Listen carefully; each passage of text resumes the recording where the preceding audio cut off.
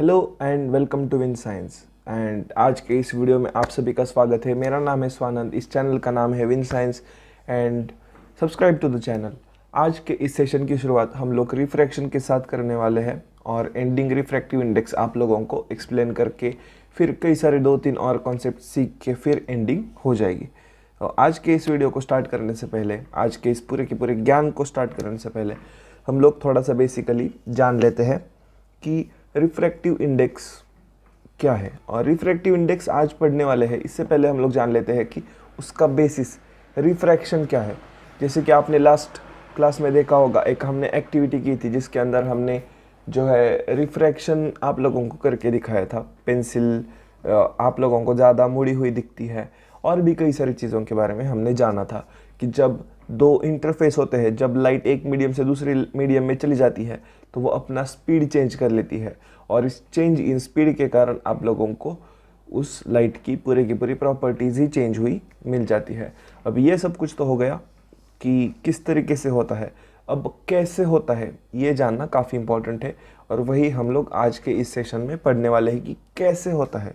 जो भी फिनोमिनन चीज़ें कॉज करती है तो वो कैसे करती है, किस तरीके से आप लोगों को वो बेंड दिखाई देता है लाइट के अंदर जब आप उसके ऊपर स्लैब रखते हो। और हम लोग एक और इंटरेस्टिंग चीज़ की शुरुआत आज से करने वाले हैं। या आप लोगों को थोड़ा सा ये बेसिकली समझ में आना चाहिए क्योंकि इसके ऊपर ज़्यादा सवाल नहीं बनते। एंड इसके बाद वाला जो लेंस का टॉपिक है वो भी हम लोग बहुत जल्द स्टार्ट करेंगे। शायद आज के ही वीडियो में आप लोगों को थोड़ा सा इंट्रोडक्शन दे दूँ।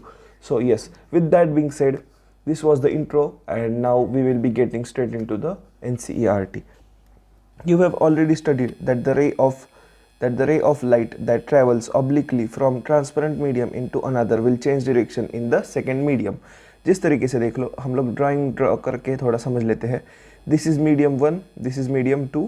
तो जब भी लाइट ऐसे आती है तो वो थोड़ा सा अपना डायरेक्शन चेंज कर लेती है जब वो दूसरे मीडियम के अंदर एंटर कर जाती है।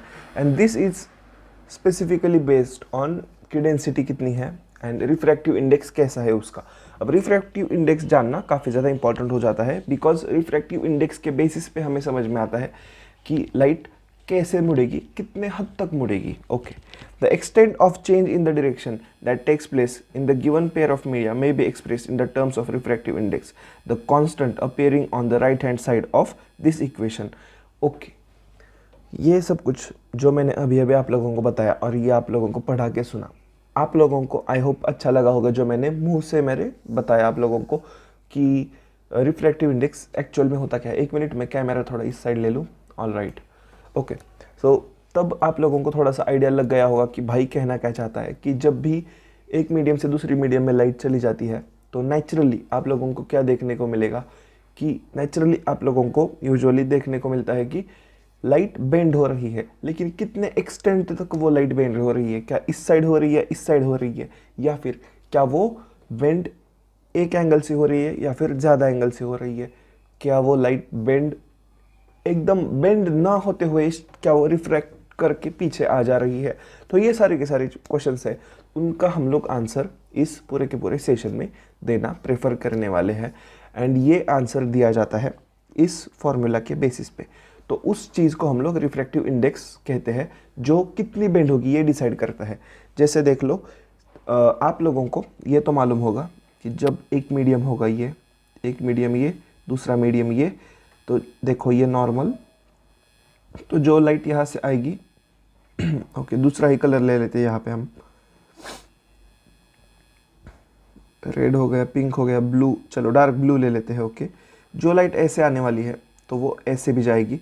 So this angle and this angle, these are two very important angles. This is called as incident angle, जो इंसिडेंट करता है किसी भी सरफेस के ऊपर, एंड रिफ्रैक्टिव एंगल तो ये R हो गया। तो साइन आई, साइन जो आप लोगों को ट्रिग्नोमेट्री के अंदर आता है। अब जिन लोगों को ट्रिग्नोमेट्री नहीं आती, मैथ्स के सर से जाके पूछ लो, मैं बता देता हूँ। साइन मतलब क्या, जो अपोजिट साइड होता है अपॉन हाइपोटेन्यूस, तो वो sine I upon sine R जब आप करोगे एंगल्स का दोनों, तो तब जो आप लोगों को कांस्टेंट मिलने वाला है उसके बेसिस पे आप लोगों को, मतलब वो जो कांस्टेंट मिलेगा आप लोगों को, तो वही होगा क्या, आप लोगों का रिफ्रैक्टिव इंडेक्स। अब refractive index can very from 1 to 0, 0 से लेके 1 तक। So this is the most basic thing, the most important thing. वैसे 2, 3, 4 तक चला जा सकता है, ओके, बट मोस्टली यही आने वाला है आप लोगों को पढ़ने के लिए। मोस्ट ऑफ द टाइम्स आप लोगों को वाटर का पूछेंगे, ग्लास का पूछेंगे, because these are the things that you find in the nature. आपके सराउंडिंग में काफ़ी कॉमन चीज़ें हैं, तो इसलिए इनके ऊपर सवाल आने के ज़्यादा चांसेस हो जाते हैं। The refractive index can be linked to an important physical quantity, the relative speed of propagation of light in different media. It turns out that light propagates with different speeds in different media. जो मैं भी बता रहा हूँ वही चीज़ें बार बार NCERT दोहरा रही है, ऐसा लग रहा है, बिकॉज मैंने ये टॉपिक इतनी बार पढ़ा है एंड इतना अच्छा, इतना दिल से पढ़ा है कि मुझे इसमें मतलब सब कुछ पता है। बस ये ऐसा एनसीईआरटी की तरह लॉजिकल टर्म्स में नहीं बताना आ रहा। So anyways, let's keep that aside. अब हम लोग थोड़ा थोड़ा पढ़ लेते हैं, ओके, ताकि आप लोगों को थोड़ा ऐसा लगे कि हाँ भाई मास्टर जी कुछ तो एनसीईआरटी वाला पढ़ा रहे हैं, वरना मैं आप लोगों को सब कुछ मुंह से एक्सप्लेन करके सब कुछ बता सकता हूँ। देखो, फास्टेस्ट लाइट अगर कहीं पे ट्रैवल करती है तो वो है स्पेस में या फिर वैक्यूम में। अब वैक्यूम में क्यों फास्ट करती है ट्रैवल, आप लोग पूछोगे, बिकॉज वहाँ पे कोई भी डिस्टर्बेंस नहीं है, ओके। अब इसका सबसे अच्छा जो आप लोगों को अगर सबसे अच्छा कोई वैक्यूम मिलने वाला है तो वो है स्पेस। स्पेस मतलब अर्थ के बाहर, एटमॉस्फेयर के बाहर का जो भी होगा, तो वहाँ पे लाइट की स्पीड होती है 3 लाख किलोमीटर पर सेकेंड। मतलब 1 सेकेंड में लाइट इतना ज़्यादा ट्रैवल कर जाएगी, ये जानना इंपॉर्टेंट हो गया आपको, आप लोगों के लिए, ओके। स्पीड ऑफ लाइट जब आप उसी को हवा, मतलब हवा में लाओगे उसी स्पीड को, तो थोड़ा सा कम हो जाता है, लेकिन हम लोग उसका भी इतना ही स्पीड पकड़ लेते हैं, ओके। तो ये तो आप लोग समझ गए। कंसिडर, अब ये डायग्राम देख लो ठीक से, ओके। मैं आप लोगों को सिखा देता हूँ कि आप लोगों को डायग्राम कैसे देखना है। Diagram citation is very very important. आप लोगों को ये नोटिस करके कई सारी चीज़ों के अनुमान लगाना आना चाहिए। तो सबसे इंपॉर्टेंट चीज़ आप लोग देख सकते हो, ये आई हो गया, ये आर हो गया, ये ओ हो गया। ओ मतलब क्या, जहाँ पे वो लाइट इंसिडेंट होती, तो पॉइंट ऑफ इंसिडेंस ऐसा हम लोग कह सकते हैं। तो मीडियम 1 क्या है, हवा। मीडियम 2 क्या है, ग्लास। ग्लास मतलब क्या, कांच, ओके। अब ये कई सारे और तरीके की ग्लासेस भी होती है, फ्लिंट ग्लास हो गई, तो अलग अलग टाइप की ग्लासेस होती है। आप लोगों को 10th तक तो बस एक ही टाइप का ग्लास होगा शायद, हम लोग देखेंगे आगे, लेकिन एक टेबल है जहाँ पे रिफ्रैक्टिव इंडेक्स दिए गए हैं, तो अलग अलग ग्लास के अलग अलग रिफ्रैक्टिव इंडेक्स होते हैं। डायमंड भी एक तरीके से ग्लास की तरह काम करता है, तो उसका भी एक अलग रिफ्रैक्टिव इंडेक्स होता है। डायमंड का रिफ्रैक्टिव इंडेक्स इतना ज़्यादा होता है कि वो लाइट अंदर ही अंदर ऊपर नीचे ट्रैवल करती है, और इस वजह से diamond shines brighter then any other material possible. उसका शेप भी वैसा होता है, ओके। ये हो गई फैक्ट्स वाली बातें। अब थोड़ा ध्यान देते हैं, okay. Consider a ray of light travelling from medium 1 to medium 2 as shown in figure ये, okay. Let v1 be the speed of light in medium, okay.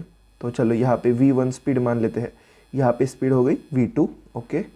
The refractive index of medium 2 will 2 with respect to given by the ratio of speed of light in medium 1 upon speed of light in medium 2। अब देखो refractive index with respect of, अब देखो ये काफ़ी important है, refractive index of medium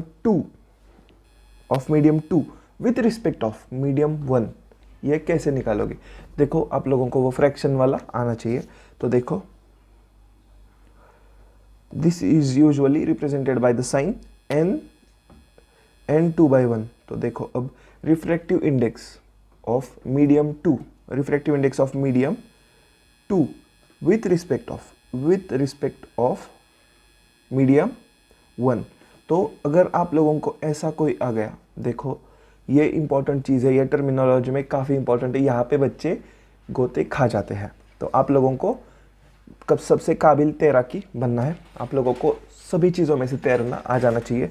देखो medium 2 with respect of 1, okay. Medium 2 with respect of 1, तो latter with respect of former. अगर ऐसा आ गया तो आप लोग कैसा वाला साइन यूज़ करोगे, न्यू। अब ये म्यू कहो, न्यू कहो, 2 से लेके 1 तक, okay, 2 1, and this is usually represented by the symbol, this can be express in equation as, okay. तो अब इसका इक्वेशन भी आ जाता है। देखो ये इक्वेशन हम लोग थोड़ा सा बाद में पढ़ लेते हैं, पहले ये जान लेते हैं कि न्यू 2 1 ये कैसे आया। देखो दिस इज़ द टर्मिनोलॉजी जो यहाँ पे यूज़ की जाती है। इसको आप लोग चैलेंज नहीं कर सकते कि हाँ सर ऐसे कैसे, हम लोग कुछ भी रखे। देखो ऐसा नहीं होता, ये आप लोगों को जानना चाहिए। अब यही अगर आप लोगों को पूछ लिया रिफ्रैक्टिव एंड इंडेक्स ऑफ, अगर आप लोगों को पूछ लिया क्या refractive index of medium one with respect to medium two, तो तब आप क्या कहोगे? देखो n 1:2, तो देखो 1:1:2 ऐसे आप लोग कहोगे। यही चीज़ आप लोगों को एक्सप्लेन करनी थी, इसलिए इतना सब कुछ समय लगाया गया है। ओके, अब हम लोग थोड़ा सा नीचे आके थोड़ा सा पढ़ लेते हैं। The refractive index of medium 2 with respect to medium 1 is given by the ratio of speed of this and speed of light in medium 2। ये क्या है? रिफ्रैक्टिव इंडेक्स आप लोगों को चाहिए, तो आप लोग क्या करोगे? Speed of light in medium 1 upon speed of light in medium 2 करोगे, बिकॉज तभी आप लोगों को रिलेटिव स्पीड मिलने वाला है। तो देखो पहले में जो स्पीड आएगा, जो हमने यहाँ पे क्या है v1 रखा है, दूसरे में स्पीड आएगा v2। तो देखो इज इक्वल टू क्या? Speed in medium 1 upon speed in medium 2। अब इसी को हम लोग कैसे करोगे? देखो v1 अपॉन v2, ये आप लोगों को समझ में आना चाहिए। अगर आप लोगों को अभी भी v1 अपॉन v2 क्या है वो समझ में नहीं आया, भाई ये एक बार पढ़ो, पॉज करके इसको पढ़ो। हमने क्या कहा है सबसे पहले कि speed of light in medium पहला हमने v1 रखा है, speed of light in medium दूसरा हमने v2 रखा है, एंड इसके बेसिस पे हमने ये आंसर, ये लॉजिक ड्रॉ आउट किया है। तो refractive index of medium 2 with respect of 1 is speed of medium 1 upon speed of medium 2। Okay, तो v1 upon v2। This was the easiest explanation possible जो हमने दिया है। इससे ईजी आप लोगों को कहीं पे भी नहीं मिलेगा, ज़्यादा लॉजिक लगाना ही नहीं है। अगर आप लोगों को रिफ्रैक्टिव इंडेक्स को निकालने को बोले तो आप लोगों को क्या करना है? स्पीड ऑफ मीडियम 1 लेंगे, स्पीड ऑफ मीडियम 2 लेंगे, बस आ गया आप लोगों का आंसर। फ्रैक्शन में लेंगे, उसका डिवीजन करके आप लोगों को आंसर आ जाएगा। अब देख लो भाई, अब यही आर्ग्यूमेंट के साथ जो मैंने आप लोगों को पहले, अब देखो हमने n21 के बारे में अभी देख लिया, अब हम n12 के बारे में देखेंगे तो यहाँ पे क्या होगा? सिर्फ उल्टा होगा। तो speed of medium 2 upon speed in medium 1 is equal to क्या? v2 upon v1। आपका जवाब आपके पास, ले लो।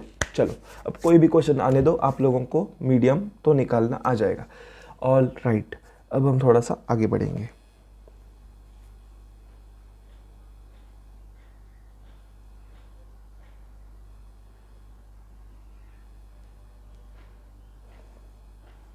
अब ये एब्सोल्यूट रिफ्रैक्टिव इंडेक्स क्या है वो मैं बता देता हूँ आप लोगों को। देखो अब हमने क्या किया है, जो पहला वाला लिया है, देखो पहला वाला जो मीडियम था वो एयर था। अब अगर हमने दूसरा जो मीडियम है तो वो विथ रिस्पेक्ट ऑफ वैक्यूम ले लिया, तो अगर हमने इसको वैक्यूम के साथ कंपेयर कर लिया तो वो क्या आने वाला है? देखो n21 जो है तो वो क्या आएगा? देखो यहाँ पे स्पीड v1, यहाँ पे स्पीड v2। ओके, ये तो आप लोग समझ गए। तो जब आप वो निकालोगे ना तो आप लोगों को ऑब्वियसली आंसर आने वाला है speed of light in air. अब देखो ये लाइन ही हम लोग पढ़ लेते हैं। इफ मीडियम 1 इज वैक्यूम और air then the refractive index of medium 2 is considered with respect to vacuum. देखो इसका क्या मतलब है? देखो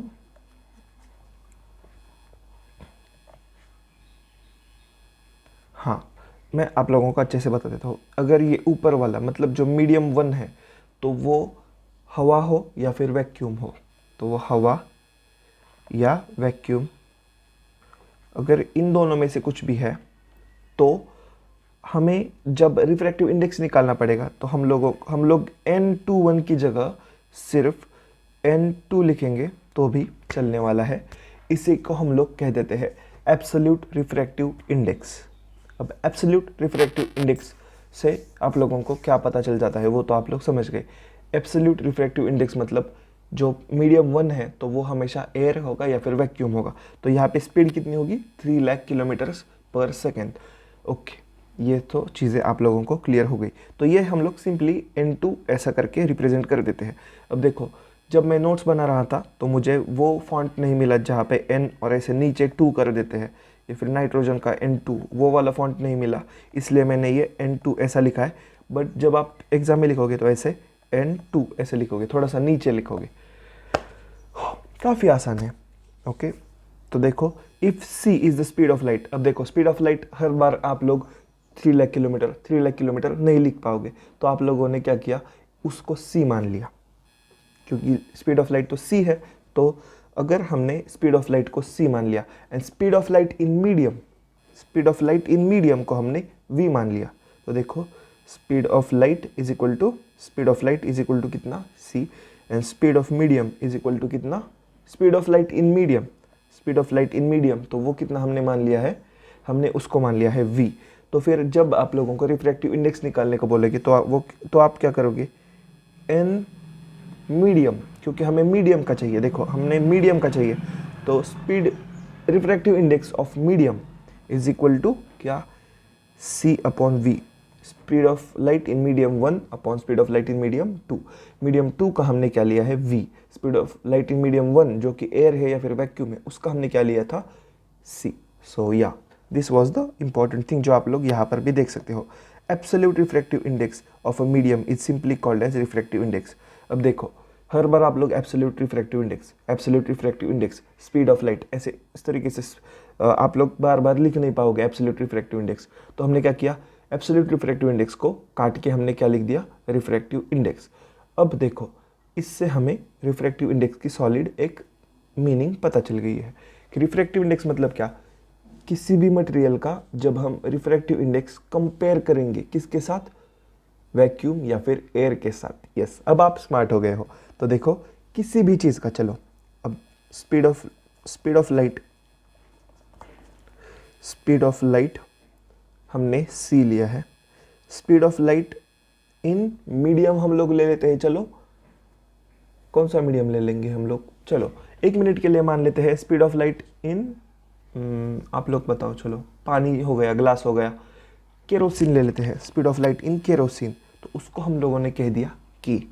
ओके, तो आप लोगों को मीडियम के अंदर रिफ्रैक्टिव इंडेक्स कितना मिलने वाला है, देखो रिफ्रैक्टिव इंडेक्स इन मीडियम जो कि केरोसिन है इज इक्वल टू क्या, speed of light in medium 1, तो मीडियम 1 में कौन सा आने वाला है, एयर जो है आप लोगों का, और speed of light in medium 2 क्या आने वाला है, केरोसिन वाला। तो देखो आप लोगों को c अपॉन k मिल जाएगा। इसी तरीके से आप लोग हर किसी चीज़ का निकालोगे, बस आप लोगों को ये रिप्लेस करते जाना है, तो जो भी आंसर आएगा तो वो आप लोगों का होगा रिफ्रैक्टिव इंडेक्स। ऑलराइट, अब ये आप लोगों को मैंने क्लियर कर दिया है। तो ऐसे हम लोग किसी भी चीज़ का निकाल सकते हैं। यस, तो उसी तरीके से देखो आप लोगों को एक बनाया चार्ट ही है, बनाया जो भी होगा तो वो एक चार्ट ही है, तो वो हम लोग थोड़ा सा गो थ्रू करेंगे ताकि आप लोगों को आइडिया लग जाए। देखो एयर का होगा 1.00003। अब देखो 1.0003 आने के पीछे की साइंस क्या है वो मैं आप लोगों को बता देता हूँ। देखो ये हो गया वैक्यूम, ये हो गई हवा, तो वैक्यूम के अंदर स्पीड कितना होगा, 3 लाख। इसी तरीके से जब वो थोड़ा सा डेंसर मीडियम में आएगा, देखो जितना मीडियम डेंस होगा ना उतनी उसकी रिफ्रैक्टिव इंडेक्स ज़्यादा आने वाली है, उतनी उसकी रिफ्रैक्टिव इंडेक्स उतनी उसकी स्पीड ऑफ लाइट उसके अंदर थोड़ी कम हो जाने वाली है। तो यहाँ पे शायद 29,999 होगी, तो कुछ इस तरीके से होगी। तो जब आप लोग रिफ्रैक्टिव इंडेक्स निकालोगे ना जो एयर की है, तो वो आप लोगों को क्या आएगी, देखो speed of light in vacuum upon speed of light in air, तो वो क्या आने वाली है 3 लाख अपॉन 29000। अगर आप लोग इतने भी डम हो कि आप लोगों को ये डिवीजन नहीं आती, तो आप लोग इस लेक्चर को छोड़ के थोड़ा सा बच्चों के लेक्चर देख के आ जाओ। तो अगर आपने इसकी डिवीजन कर दी तो थोड़ा सा ज़्यादा बड़ा आएगा आंसर, लेकिन आप लोगों को एक थोड़ा सा आइडिया तो लग गया कि किस वजह से यहाँ पे 3 एग्जिस्ट करता है। तो इसका मतलब क्या कि रिफ्रैक्टिव इंडेक्स एयर की भी थोड़ी सी है। अब ये रिफ्रैक्टिव इंडेक्स एयर की है, ये बस आप लोग ध्यान में रख लो। आप लोगों को मैं इसका लाइव एग्जांपल दिखाना चाहूँगा थोड़ा सा आगे जाके। ओके, मतलब आप लोगों समझ तो गए कि ऑलमोस्ट 1 है तो इसका मतलब रिफ्रैक्टिव इंडेक्स नहीं है। ओके, उसी तरीके से आइस को आप लोगों ने अगर देख लिया तो उसका 1.3 आता है, वाटर का इतना आता है 1.33, अगर आपने अल्कोहल का देख लिया तो 1.36 आता है, केरोसिन का 1.44 रिफ्रैक्टिव इंडेक्स आ जाता है। रिफ्रैक्टिव इंडेक्स मतलब क्या, C/V। वी जो भी speed of light in medium जो भी दिया गया हो तो वो। ओके, आप लोगों को ये तो समझ में आ गया। अगर मैं आप लोगों को कह दूँ कि अगर आप लोगों को मैंने रिफ्रैक्टिव इंडेक्स दे दिया तो क्या आप speed of light in the particular medium निकाल पाओगे? नहीं सर, हमें नहीं आता। आपके मास्टर जी सब कुछ पढ़ा देंगे क्योंकि ये काफ़ी ईजी है। देखो, अगर आप लोगों को रिफ्रैक्टिव इंडेक्स दे दिया तो आप लोगों को C/V, तो V ऑफ मीडियम आप लोगों को आसानी से आ जाएगा। तो V of medium is equal to, हम लोग एग्जांपल ले लेते हैं। चलो ऐसा समझ लेते हैं कि आप लोग छोटे बच्चे हो, छोटी बच्ची हो, क्या आप हो। ओके, तो हम लोग ले लेते हैं क्राउन ग्लास का। अब देखो, जिस टाइप के ग्लासेस आप लोग यहाँ पे सुनने वाले हो वो आप लोगों को ग्लासेस सिर्फ और सिर्फ दुकानों में मिलेंगे। तो देखो, क्राउन ग्लास का रिफ्रैक्टिव इंडेक्स है कितना, 1.52। ये तो हो गया। अब नेक्स्ट चीज़, इसका speed of light in the medium, मतलब क्राउन ग्लास के अंदर लाइट की स्पीड कितनी है वो हमें निकालनी है। तो VCG मतलब स्पीड इन क्राउन ग्लास, तो वो कितना है वो निकालना है। स्पीड इन एयर कितना है आप लोगों को पता है, कितना है, 300,000। ओके, अब आप लोगों को सबसे आसान तरीका निकालना है। तो देखो, N is equal to C/V crown glass. तो देखो रिफ्रैक्टिव इंडेक्स कितना है, 1.52। ओके, आई होप आप लोगों को अब तक तो क्लियर हो गया होगा। C is 3 lakh, okay, upon VCG। तो अब देखो VCG is equal to 3 lakh upon 1.52। तो देखो यहाँ पे 0 आ गया। तो कुछ इस तरीके से आप लोग आंसर निकाल सकते हो। आंसर कुछ 2 लाख के आसपास आ सकता है, 2 लाख 2 लाख के आसपास ही आएगा आंसर। तो कुछ इस तरीके से आप लोग सॉल्व कर सकते हो। 1.52 की जगह 1.5 लेके भी सॉल्व कर सकते हो तो 2 लाख आएगा एग्जैक्टली। इस तरीके से आप लोग हर एक क्वेश्चन की धज्जियाँ उड़ा सकते हो। I hope this is very very clear किस तरीके से आंसर आने वाला है, किस तरीके से आप लोगों को इसके ऊपर आ गया तो ऐसा क्वेश्चन आएगा, वरना इस पे कोई भी क्वेश्चन आने की ज़रूरत नहीं है। वैसे आप लोगों को ये याद भी करने की ज़रूरत नहीं है। ओके, बस ये 4-5 जो चीज़ें हैं, रुको मैं आप लोगों को थोड़ा स्क्वायर बना के देता हूँ, वो ध्यान में रखो। आपके एग्ज़ाम्स बहुत ज़्यादा नज़दीक है तो बस ये जान लो, बाकी कुछ भी जानने की ज़रूरत नहीं है। ओके, अब हमने यहाँ पे बहुत गंदा कर दिया, लेकिन चलो थोड़ा सा इरेज करते हैं।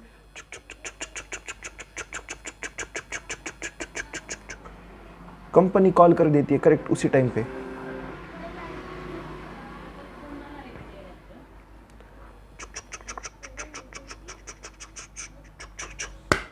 ओके, तो आई होप आप लोगों को रिफ्रैक्टिव इंडेक्स समझ में आ गया होगा। 1 मिनट के ब्रेक के बाद हम लोग ये रिकॉर्ड करेंगे एंड आप लोगों को रिफ्रैक्शन बाय स्फेरिकल लेंसेस मैं इसी के साथ लेक्चर में डाल दूंगा, या फिर एक छोटा सा शॉर्ट एक्सप्लेनेशन सीरीज़ के अंदर भी वो आ सकता है।